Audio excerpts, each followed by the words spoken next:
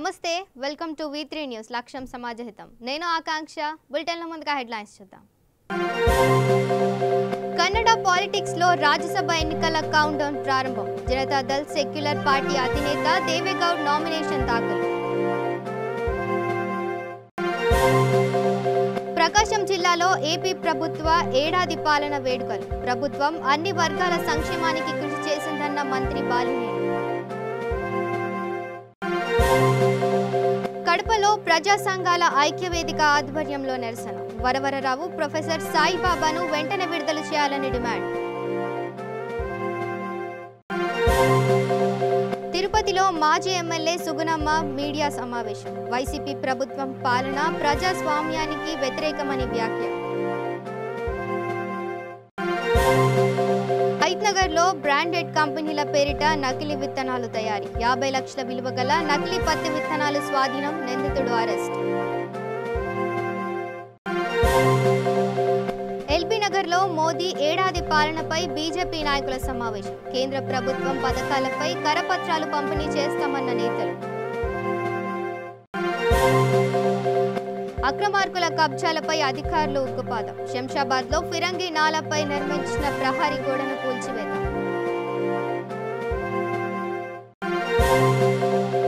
రంగారెడ్డి జిల్లాలో machine భగీరథపై MLA Jaipal Yadav సమీక్ష తాగునీటి సమస్యలపై వివరించిన పలు గ్రామాల సర్పంచ్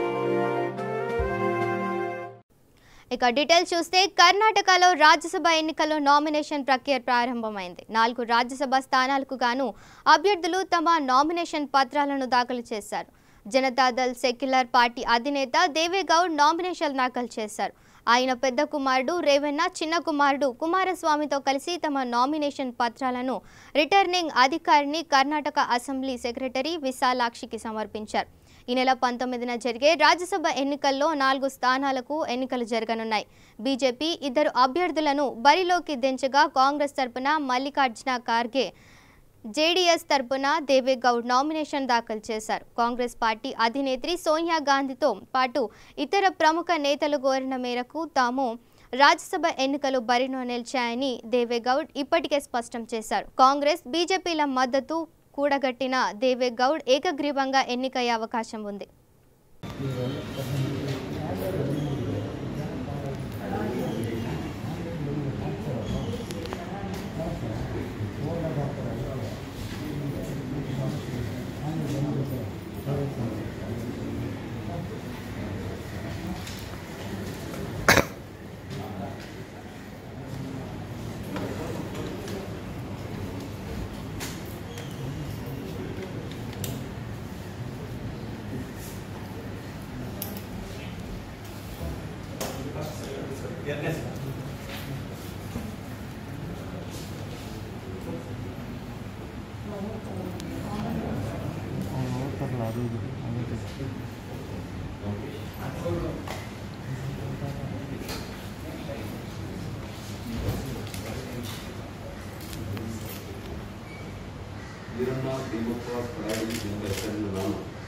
ರಾಜ್ಯಸಭೆ ಸ್ಥಾನಕ್ಕೆ ಅಭ್ಯರ್ಥಿಯಾಗಿ ನಾಮನಿರ್ದೇಶನವಾಗಿದ್ದು ಕಾನೂನುಬದ್ಧವಾಗಿ ಸ್ಥಾಪಿತವಾದ ಭಾರತದ ಸಂವಿಧಾನದಲ್ಲಿ ನೈಜ ನಂಬಿಕೆ ಮತ್ತು ನಿಷ್ಠೆಯಿಂದ ಭಾರತದ ಸಾರ್ವಭೌಮತ್ವ ಮತ್ತು ಸಮಗ್ರತೆಯನ್ನು ಎತ್ತಿ ಹಿಡಿಯುವುದಾಗಿ ದೇವರ ಹೆಸರಿನಲ್ಲಿ ಪ್ರಮಾಣ ఇక ఏపీ ప్రభుత్వం ఏడాది పాలనలో అన్ని వర్గాల సంక్షేమానికి కృషి చేసిందని మంత్రి బాలినేని శ్రీనివాస్ అన్నారు ప్రకాశం జిల్లాలో తన ఏడాది పాలన పూర్తి చేసుకున్న సందర్భంగా వేడుకలను నిర్వహించారు ముఖ్యంగా ఏపీ ప్రభుత్వం బ్రాహ్మణ కార్పొరేషన్ ద్వారా ఆర్థిక సాయాన్ని అందించమని చెప్పారు ఇళ్లలోనే పేద బ్రాహ్మణులకు ఖచ్చితంగా ఇల్లు స్థలాలు పంపిణీ చేస్తామని ఈ సందర్భంగా హామీ ఇచ్చారు జగన్మోహన్ రెడ్డి గారు చేసే కార్యక్రమాలు అందరూ కూడా హర్షిస్తూ ఉన్నారు మరి ఇప్పుడు ఒక సంవత్సరంలోనే ముఖ్యమంత్రిగా ఈ భారతదేశంలో 4 స్థానాన్ని సంపాదించినటువంటి 78% మంది ప్రజల మన్ననలు పొందినటువంటి చరిత్ర జగన్మోహన్ రెడ్డి గారికి ఉందని తెలియజేసుకుంటా ఉన్నాం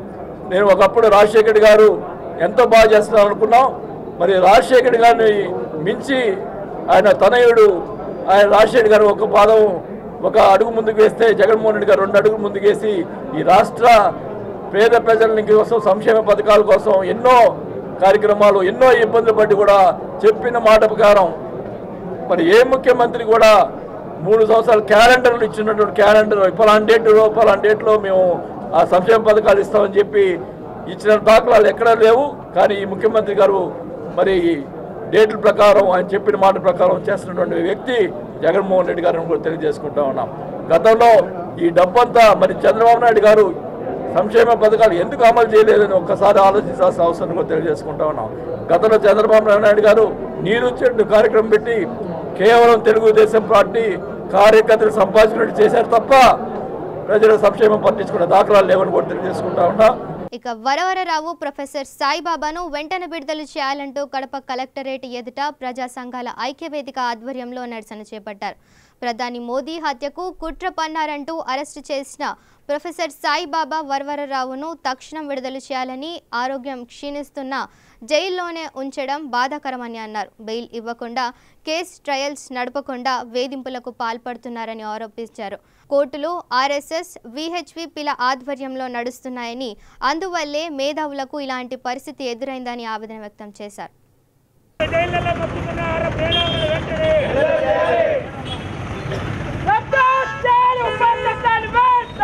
సంవత్సరాల క్రితం భీమా కోరేగావ్లో అల్లర్లు జరిగినాయని చెప్పేసి దానికి కారకులని చెప్పి దేశంలోనే అత్యున్నతమైన మేధావులు 9 మందిని అరెస్ట్ చేశారు.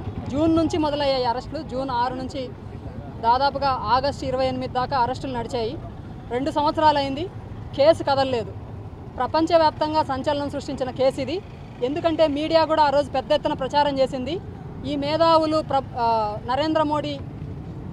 ప్రధానమంత్రి నరేంద్ర మోడీ మీద హత్యాయత్నం చేయడానికి కుట్ర పన్నారు అనేసి ఆ రోజు మీడియా కూడా పెద్ద ఎత్తున ప్రచారం చేసింది. 2 సంవత్సరాలు గడిచాయి. ఆ కేసు ఏమైందో ఎవరికీ అంతుపట్టడం లేదు. ఒక్క అడుగు కూడా ముందుకు వేయలేదు. వాళ్ళకి బెయిల్ కూడా ఇవ్వడం లేదు. ట్రయలు నడపక బెయిలు ఇవ్వక ఈ మొత్తం కక్ష సాధింపులో భాగంగా వాళ్ళని జైళ్ళల్లో పెట్టి చాలా వేధింపులకు గురి చేస్తున్నారు. వరవరరావు గారి వయసు 80 సంవత్సరాలు. ఇప్పుడు నిజానికి కరోనా వ్యాప్తి చెందుతున్నదని జైళ్ళల్లో ఉండే వాళ్ళందరినీ విడుదల చేయాలని సుప్రీంకోర్టు చెప్పింది. ఇటీవల కాలంలో ఒక 10 రోజుల క్రితం వరవరరావు గారి పరిస్థితి ఆందోళనకరంగా ఉందని ఆయనని పోలీసులే జైలు హాస్పిటల్కి తరలించారు. జైలు హాస్పిటల్ నుంచి బాంబే సూపర్ స్పెషాలిటీ హాస్పిటల్ కూడా ఆయన తరలించారు. అట్లాంటి స్థితిలో కూడా కనీసం కుటుంబ సభ్యులతో ఫోన్లో మాట్లాడడానికి కూడా అవకాశం ఇవ్వకుండా చాలా దుర్మార్గంగా ప్రవర్తిస్తున్నారు. జగన్ ఏడాది విధ్వంస పాలనపై ప్రజా ఛార్జ్షీట్ విడుదల చేశామని టీటీడీ తిరుపతి మాజీ ఎమ్మెల్యే సుగుణమ్మ అన్నారు. తిరుపతిలోని తమ నివాసంలో ఆమె మీడియా సమావేశం ఏర్పాటు చేశారు. ఈ సందర్భంగా ఆమె మాట్లాడుతూ వైసీపీ ప్రభుత్వం ప్రజాస్వామ్యానికి వ్యతిరేకంగా ఉందని, అందుకే ఏడాది పాలనపై పుస్తక రూపంలో తీసుకువచ్చామన్నారు. నవరత్నాలు కాదు, నవ మోసాలు, స్కామ్లతో ప్రజల్లో అభద్రతా భావం నెలకొల్పారని మండిపడ్డారు. గరుడ వారతి పనుల విషయంలో ఆలస్యం చేయకుండా 50 కోట్ల రూపాయలు త్వరతగతిన ఇచ్చి పనుల్లో వేగం పెంచాలని టీటీడీకి విజ్ఞప్తి చేశారు. పరిపాలన ఒక్క ఏడాది పూర్తి చేసుకునింది. అయినా జగన్మోహన్ రెడ్డి గారు ఒక్క ఛాన్స్ ఇవ్వండి అంటూ మరి అధికారంలోకి వచ్చి ఈ రోజున ఏడాది పాలన రాష్ట్రమంతా కూడా ఒక రాష్ట్ర విధ్వంసానికి ఒక్క ఛాన్స్ ఇవ్వండి అని అడిగినట్టుగా సంవత్సర కాల పరిపాలన చూస్తుంటే ప్రజలందరూ కూడా దాన్ని గమనిస్తున్నారు. మరి ఇటువంటి విధ్వంస పరిపాలన అందిస్తున్నటువంటి జగన్మోహన్ రెడ్డి గారు ఇకనైనా మరి మేలుకొని తప్పకుండా ప్రజా ఆమోదయోగ్యంగా చట్టాన్ని అనుసరిస్తూ ప్రజాస్వామ్యబద్ధంగా పరిపాలన కొనసాగించలేకపోయారు అనేదానికి చాలా నిదర్శనాలు ఈ రోజున ఉన్నాయి. అవన్నీ కూడా ఈరోజు తెలుగుదేశం పార్టీ ప్రతిపక్షంగా ఉంటూ 1 సంవత్సర పరిపాలన జగన్మోహన్ రెడ్డి గారు అందించినటువంటి పరిపాలన పైన ఒక ప్రజా ఛార్జ్షీటు ప్రకటించడం, పుస్తక రూపంలో దాన్ని కూడా మరి ఈ రోజున తెలుగుదేశం పార్టీ జాతీయ అధ్యక్షులు నారా చంద్రబాబు నాయుడు గారి ఆదేశాల మేరకు రాష్ట్రమంతా కూడా ఈ ఏడాది పాలన పైన జగన్మోహన్ రెడ్డి గారికి ప్రజలు ఏమి ఛార్జ్షీట్ ఇచ్చారనే ఒక పుస్తకాన్ని విడుదల చేయడం జరిగింది. ఇక నకిలీ విత్తనాలపై పోలీసులు కొరడా జూల్పిస్తున్నారు. అక్రమంగా నిల్వ ఉంచిన రాయితీ విత్తనాలను స్వాధీనం చేసుకుంటున్నారు. నకిలీ పత్తి విత్తనాలను బ్రాండెడ్ కంపెనీల పేరిట ప్యాకింగ్ చేసి విక్రయిస్తున్న 4 సభ్యుల ముఠాను రాచకొండ ఎస్ఓటి హైత్నగర్ పోలీసులు సంయుక్తంగా అరెస్టు చేశారు. వారి నుంచి 50 లక్షల విలువ చేసే నకిలీ పత్తి విత్తనాలను స్వాధీనం చేసుకున్నారు. ఖమ్మం జిల్లా కొనిజర్ల మండలం అనంతారం గ్రామంలో ప్రభుత్వం అందించిన సబ్సిడీ జీలుగా విత్తనాలను వేరే సంచుల్లోకి మారుస్తుండగా వ్యవసాయ శాఖ అధికారులు పోలీసులు పట్టుకున్నారు. ఏపీలోని కర్నూలు జిల్లాకు చెందిన చింతల వెంకటేశ్వర్లు హైదరాబాద్లో కేబుల్ ఆపరేటర్గా పనిచేస్తున్నారు. ఈ క్రమంలో నంద్యాలకు చెందిన 2 వ్యక్తులు సహకారంతో గోదాం ఏర్పాటు చేసి నకిలీ విత్తనాల తయారీకి పాల్పడినట్లు సిపి మహేష్ భగవత్ తెలిపారు. నుంచి 38 plastic bags containing 1900 kg of loose BG cotton seed, ఒక్కొక్క బ్యాగ్ అది 50 kg. తర్వాత 17 bags of color mixing seed containing 680 kg, ఒక బ్యాగ్ అది 40 kg బరువు. తర్వాత 9 bags non BT small punch bags 250 kg మొత్తం. తర్వాత 13 numbers sarpanch gold BG2 seed packets, ఒక ప్యాకెట్ అది 450 grams అది. ఇది ఈ సర్పంచ్ గోల్డ్ BG2 అని ప్యాకెట్ ఇది. తర్వాత ఒక red colour 20 kg seed chemical, ఈ కలర్ చేయడానికి ఒక సీడ్ మిక్సింగ్ మషిన్, ఒక వేయింగ్ మషిన్, స్వింగ్ మషిన్, తర్వాత 3 ప్యాకింగ్ మషిన్స్. మొత్తం అది 50 లక్షల విలువ ఉన్న ఈ సామగ్రి. మనకు బేసికలీ ఎస్ఓటి సైబరాబాద్ వాళ్ళు క్లూ ఇచ్చారు. దాన్ని పట్టుకొని మన వాళ్ళు ఇన్ఫర్మేషన్ డెవలప్ చేస్తూ ఈ గ్యాంగ్ మీద దాడి చేసి మొత్తం ఈ ర్యాకెట్ అది మన బస్ చేయడం జరిగింది.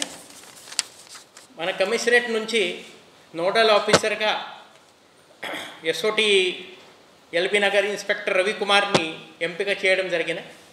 ఆయన ఆధ్వర్యంలో మన కమిషనరేట్లో ఎక్కడెక్కడ ఈ నకిలీ విత్తనాలకు సంబంధించి సమాచారం వస్తున్నాయి, అగ్రికల్చర్ ఆఫీసర్ తర్వాత మన పోలీస్ వాళ్ళు కలిసి అక్కడ సంయుక్తంగా దాడిలో చేస్తున్నారు. ఈ నిన్న ఈ చేసిన స్టార్ట్ అయింది రేడ్ అది నిన్న, అది ఈరోజు మొత్తం పూర్తిగా మనం రికవరీ చేశారు, అరెస్ట్ చేశారు 4. ఇంకొక వ్యక్తి మనం అరెస్ట్ చేయాల. ఆయన పేరు పట్లావత్ కృష్ణానాయక్, ఈయన నంద్యాల టౌన్ కర్నూలు జిల్లా. ఈయన ప్రస్తుతం ఖరారులో ఉన్న, ఆయన అరెస్ట్ చేయాల్సి ఉంటుంది. ఇక కేంద్ర ప్రభుత్వం ప్రవేశపెట్టిన పథకాలు ప్రజలకు చేరడం లేదంటూ కరపత్రాలు పంపిణీ చేస్తామని బీజేపీ నాయకులు తెలంగాణ రాష్ట్ర ఉపాధ్యక్షుడు సంకినేని వెంకటేశ్వరరావు అన్నారు. నరేంద్ర మోదీ 2వసారి ప్రధానిగా బాధ్యతలు చేపట్టి సంవత్సర కాలం పూర్తయిన సందర్భంగా ఎల్బీనగర్లోని లాల్ బహదూర్ భవన్లో భారతీయ జనతా పార్టీ రంగారెడ్డి జిల్లా శాఖ ఆధ్వర్యంలో మీడియా సమావేశం ఏర్పాటు చేశారు. ఈ కార్యక్రమంలో బీజేపీ రాష్ట్ర ఉపాధ్యక్షుడు సంకినేని వెంకటేశ్వరరావు, బీజేపీ జాతీయ కార్యవర్గ సభ్యులు పేరాల శేఖర్రావు పాల్గొన్నారు. ట్రిపుల్ తలాక్ను నిషేధిస్తూ చట్టం తీసుకువచ్చి మైనారిటీల పట్ల చిత్తశుద్ధిని నిరూపించుకున్నారని కొనియాడారు. కరోనా నివారణలో ప్రపంచ దేశాలకే ఆదర్శంగా నిలిచిన ప్రధాని మోదీని విమర్శించడం వారి దుర్నీతికి నిదర్శనమని వ్యాఖ్యానించారు. 20 లక్షల కోట్ల రూపాయలను ప్రకటించి దేశ ఆర్థిక వ్యవస్థను నిలబెట్టే ప్రయత్నం చేస్తుండగా ప్రతిపక్షాలు తప్పుదోవ పట్టించడం శోచనీయమని, అందుకే నేరుగా ప్రజల దృష్టికి తీసుకెళ్లాలనే ఈ కరపత్రాలు పంపిణీ కార్యక్రమం ప్రారంభించామని తెలిపారు. ఆర్టికల్ 375(35)A రద్దు చేయడం,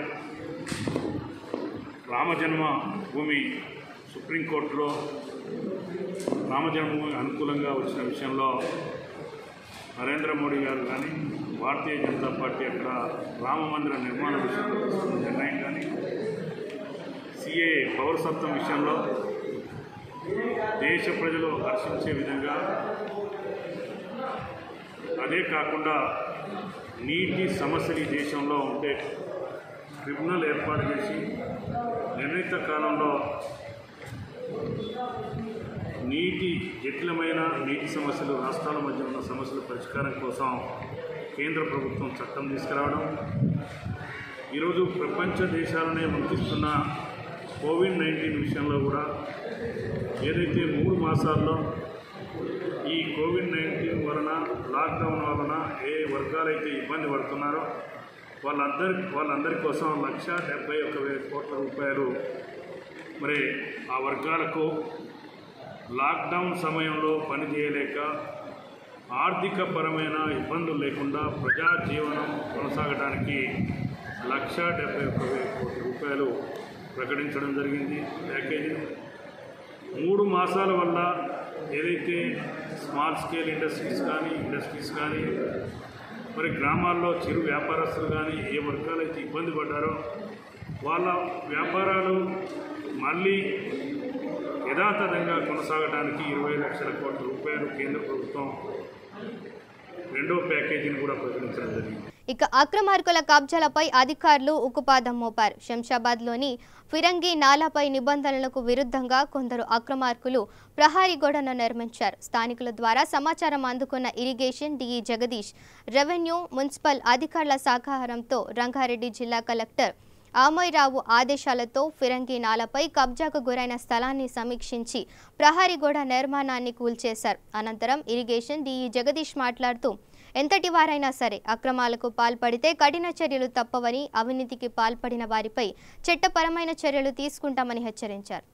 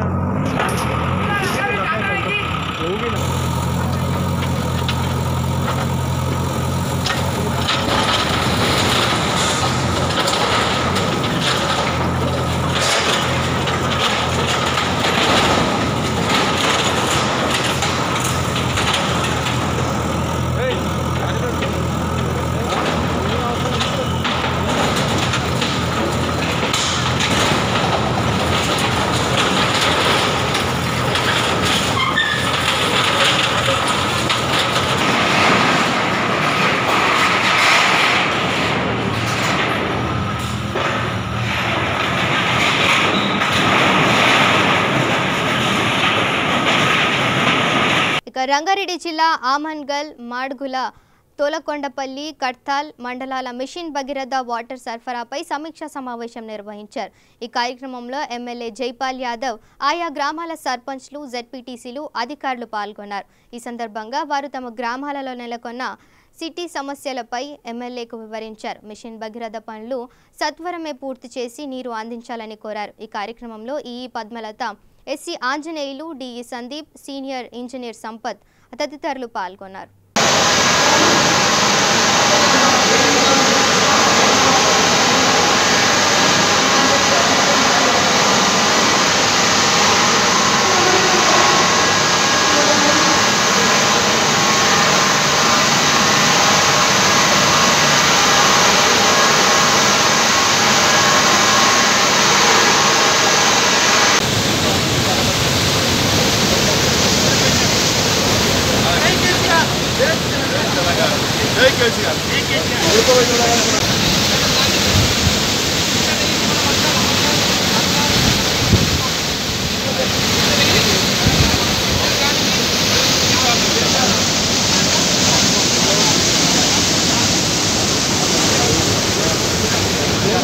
ఇక లాక్డౌన్తో నిలిచిపోయిన అభివృద్ధిని పట్టాలెక్కించేందుకు ప్రజాప్రతినిధులు కృషి చేస్తున్నారు.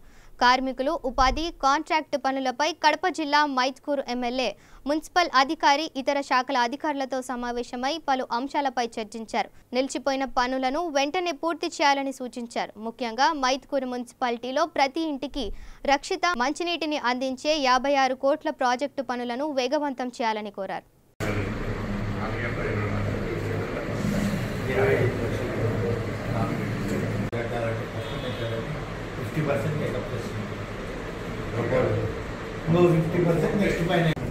ఈ యొక్క కరోనా ఎఫెక్ట్తో దాదాపు 3-4 మాసాల నుంచి ఎలాంటి అభివృద్ధి జరగలేదు.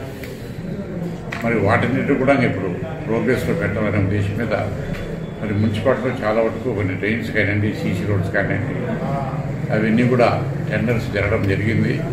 మరి ఆ టెండర్స్లో కూడా కొన్ని ఒక 30% మాత్రమే పూర్తి అయినాయి రోడ్స్. మిగతా బ్యాలెన్స్ 70% ఉన్నాయి. అవి కూడా మేము ఇప్పుడు గేరప్ చేస్తున్నాము, వెంటనే పూర్తి చేయాలా. ఈ సంవత్సరం 14th ఫైనాన్స్ కూడా దాదాపు 4 కోట్ల రూపాయలు డబ్బు వచ్చింది. దానికి కూడా మరి ఏ వార్డులో ఎక్కడ అవసరాలు ఉన్నాయి ఇవన్నీ కూడా ఐడెంటిఫై చేసి దానికి కూడా మంచి అక్కడ రోడ్సా, డ్రైన్సా, మిగతా ఎటువంటి ఫెసిలిటీస్ కావాలా, లేదా పైప్ లైన్స్ కావాలా, డ్రింకింగ్ వాటర్ ప్రాబ్లం ఉన్నాయి, ఇవన్నీ కూడా చూసేసి అవి కూడా 1 వీక్ లోపలనే ఐడెంటిఫై చేసి ఆ యొక్క అవసరాలు కూడా గుర్తించడం జరుగుతుంది. మున్సిపాలిటీ పరిధిలో ఉన్నట్టు ప్రతి ఒక్క ఇంటికి నల్లా ఇవ్వాలి అనే స్కీమ్ కింద దాదాపు ఒక మైదుకూరు మున్సిపాలిటీకి 86 కోట్ల రూపాయలతో ఆ యొక్క టెండర్స్ కూడా పూర్తి అయినాయి. పని కూడా మొదలు పెట్టేదానికి మెగా కంపెనీ వాళ్ళు అడిగారు. తీరా ఆ మొదలు పెట్టే లోపల ఈ కరోనా తోటి ఎక్కడెక్కడ పనులు ఆగిపోయినాయి.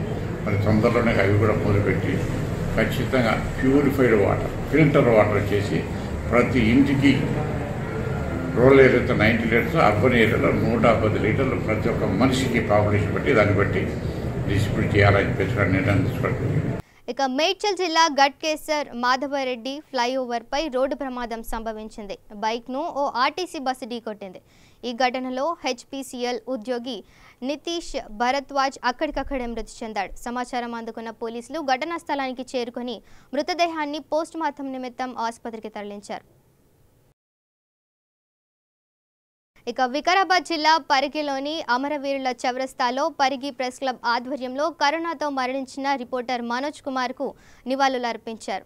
కరోనా కట్టడిలో జర్నలిస్టుల పాత్ర ఎంతో గొప్పదని, ప్రభుత్వం మనోజ్ కుటుంబానికి 50 లక్షలు ఎక్స్గ్రేషియా ఇవ్వాలని పలువురు జర్నలిస్టులు డిమాండ్ చేశారు. తెలంగాణలో ఉన్న ప్రతి జర్నలిస్టుకు కరోనా టెస్టులు నిర్వహించాలని, ప్రతి జర్నలిస్టుకు ప్రభుత్వం బీమా చేయించాలని డిమాండ్ చేశారు.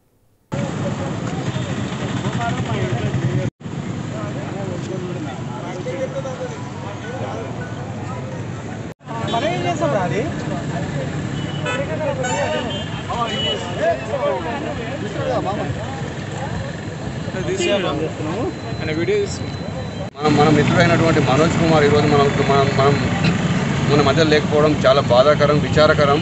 ఆయన కుటుంబానికి పరిగి ప్రెస్ క్లబ్ తరఫున ప్రగాఢ సానుభూతి వ్యక్తం చేస్తున్నాం. అదేవిధంగా ప్రభుత్వం కూడా ఆయన కుటుంబాన్ని బేషరతుగా ఆదుకోవాలి.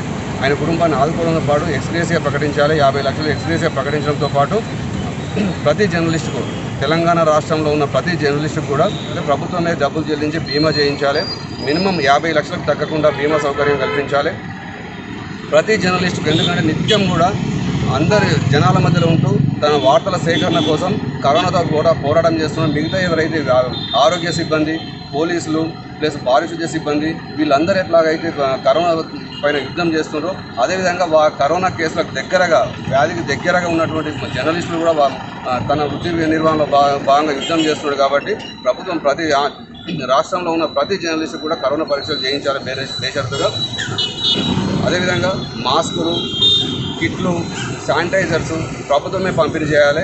ఇది మేమందరం మా జర్నలిస్ట్ యూనియన్ తరఫున డిమాండ్ చేస్తున్నాం. ఇక కొమరంభీం జిల్లా కాగజ్ నగర్ పట్టణ బీజేపీ కార్యాలయంలో BJP Sirpur assembly incharge doctor Kothapalli Srinivas media సమావేశం నిర్వహించారు. ఈ సందర్భంగా ఆయన మాట్లాడుతూ నరేంద్ర మోదీ పాలనలో కేంద్ర ప్రభుత్వం 2వ పదవీ కాలం తొలి ఏడాది పాలన అత్యంత చిరస్మరణీయమని తెలిపారు. భారీ మెజారిటీతో ప్రజా తీర్పు, వేగవంతమైన పరిపాలన, ప్రభుత్వం పథకాల ఫలాల ప్రతి కుటుంబానికి అందడం, విస్తృతమైన మౌలిక సదుపాయాలు దేశ ప్రగతికి ప్రతిబంధకాలుగా మారిన దశాబ్దాల కాలం నాటి సమస్యలు పరిష్కారానికి అత్యధిక ప్రాధాన్యం తదితర అంశాల వల్ల మోదీ పాలన అత్యంత ప్రాధాన్యత సంతరించుకుందని అన్నారు. అయితే పెను విధ్వంసాన్ని సృష్టించిన కరోనా మహమ్మారి ప్రజలను ఎన్నో ఇబ్బందులకు గురి చేసిన అంఫాన్ తుఫాన్ ఈ ఏడాది కాలాన్ని అత్యంత గుడ్డు కాలంగా గుర్తుండిపోయేలా చేసిందని పేర్కొన్నారు.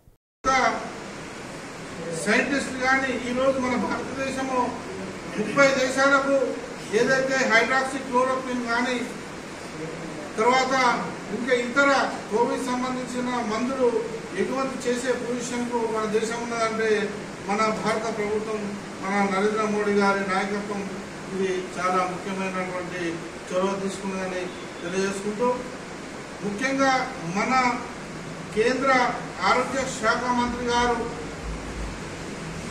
WHO చైర్మన్గా పదవి చేపట్టినారంటే దాదాపు 296 దేశాలు ఉన్నటువంటి WHOలో దాదాపు 3-4 దేశాలు తప్పితే ప్రతి ఒక్కరు కూడా మన భారతదేశాన్ని ఓపేసి మన డాక్టర్ హర్షవర్ధన్ గారిని WHO చైర్మన్గా కూర్చోబెట్టారంటే ప్రపంచ దేశాలకు మన దేశం మీద ఉన్న నమ్మకము మన యొక్క శక్తి సామర్థ్యాలు మన యొక్క మేధా సంపద మీద ఉన్నటువంటి నమ్మకము తెలియజేస్తుంది. దీన్నంతా క్రోడీకరించి రాబో రోజుల్లో మనం కరోనా నుంచి ప్రతి ఒక్కరు కూడా సామాజిక దూరం పాటించి అదేవిధంగా చాలా జాగ్రత్తగా ఉండి మనం అందరం కలిసి ఈ కోవిడ్ని ఎదుర్కొందామని తెలియజేసుకుంటూ సెలవు తీసుకున్నాను. భారత్ మాతాకి జై. తమని రెన్యువల్ చేస్తూ ఉత్తర్వులు జారీ చేయాలని కోరుతూ సంగారెడ్డి జిల్లా కలెక్టరేట్లో తెలంగాణ విద్యా వాలంటీర్ల సంఘం ఆధ్వర్యంలో వినతి పత్రం అందజేశారు. ఈ సందర్భంగా రాష్ట్ర అధ్యక్షుడు జోగినాథ్ యాదవ్ మాట్లాడుతూ గత సంవత్సరం తరహాలోనే ఈ విద్యా సంవత్సరానికి రెన్యువల్ చేయాలని కోరారు. రాష్ట్రంలోని విద్యా వాలంటీర్ల కుటుంబాలకు సైతం ప్రభుత్వం తీసుకున్న నిర్ణయంపై వేచి చూస్తున్నాయని అన్నారు. సీఎం కేసీఆర్ స్పందించి రెన్యువల్పై నిర్ణయం తీసుకోవాలని విజ్ఞప్తి చేశారు. తెలంగాణ విద్యా వాలంటీర్ల సంఘం రాష్ట్ర కమిటీ పిలుపు మేరకు ఈరోజు సంగారెడ్డి జిల్లాలోని కలెక్టర్ గారిని రెన్యువల్ కోరుతూ ఈరోజు వినతి పత్రం ఇవ్వడం జరిగింది. మా తెలంగాణ విద్యా వాలంటీర్ల సంఘం పక్షాన రాష్ట్ర ప్రభుత్వానికి విన్నవించుకున్న విషయం ఏమిటంటే గత 2 దశాబ్దాలుగా ప్రభుత్వ పాఠశాలలో విద్యార్థులకు విద్యాబోధన చేస్తూ ఒక పటిష్టమైనటువంటి విద్యా వ్యవస్థ నిర్మించడానికి విద్యా వాలంటీర్లు ఎంతగానో కృషి చేస్తున్నప్పటికీ వారి సమస్యలను మాత్రం గత ప్రభుత్వాలు పట్టించుకోకుండా గాలి వదిలేయడం జరిగింది. కానీ తెలంగాణ రాష్ట్ర ప్రభుత్వం వచ్చాక కొంతమేర విద్యా వాలంటీర్లకు న్యాయం చేస్తూ గత సంవత్సరం రెన్యువల్ చేయడం కానీ పెండింగ్ వేతనాలను 3 మంత్స్కి అప్పట్లో 5 నెలలకు కానీ రానటువంటి వేతనాలను ఈ సంవత్సరం నుంచి 2-3 నెలలకు ఇవ్వడం కానీ జరుగుతుంది. ఇక బులెటిన్ ముగించే ముందు హెడ్లైన్స్ మరోసారి చూద్దాం. కన్నడ పాలిటిక్స్ లో రాజ్యసభ ఎన్నికల కౌంట్ డౌన్ ప్రారంభం. జనతాదళ్ సెక్యులర్ పార్టీ అధినేత దేవేగౌడ్ నామినేషన్ దాఖలు. ప్రకాశం జిల్లాలో ఏపీ ప్రభుత్వ ఏడాది పాలన వేడుకలు. ప్రభుత్వం అన్ని వర్గాల సంక్షేమానికి కృషి చేసిందన్న మంత్రి బాలినేని. కడపలో ప్రజా సంఘాల ఐక్యవేదిక ఆధ్వర్యంలో నిరసన. వరవరరావు ప్రొఫెసర్ సాయిబాబాను వెంటనే విడుదల చేయాలని డిమాండ్. తిరుపతిలో మాజీ ఎమ్మెల్యే సుగుణమ్మ మీడియా సమావేశం. వైసీపీ ప్రభుత్వం పాలన ప్రజాస్వామ్యానికి వ్యతిరేకమని వ్యాఖ్య. హైత్నగర్లో బ్రాండెడ్ కంపెనీల పేరిట నకిలీ విత్తనాలు తయారీ. 50 లక్షల విలువ గల నకిలీ పత్తి విత్తనాలు స్వాధీనం. నిందితుడు అరెస్ట్. ఎల్బీ నగర్లో మోదీ ఏడాది పాలనపై బీజేపీ నాయకుల సమావేశం. కేంద్ర ప్రభుత్వం పథకాలపై కరపత్రాలు పంపిణీ చేస్తామన్న నేతలు. అక్రమార్కుల కబ్జాలపై అధికారులు ఉక్కుపాదం. శంషాబాద్లో ఫిరంగి నాలాపై నిర్మించిన ప్రహరీ గోడను కూల్చివేత.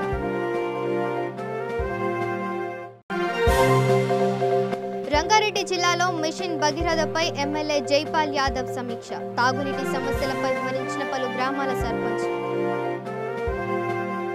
ఇవి bulletin updates. Stay tune to V3 news. లక్ష్యం సమాజహితం.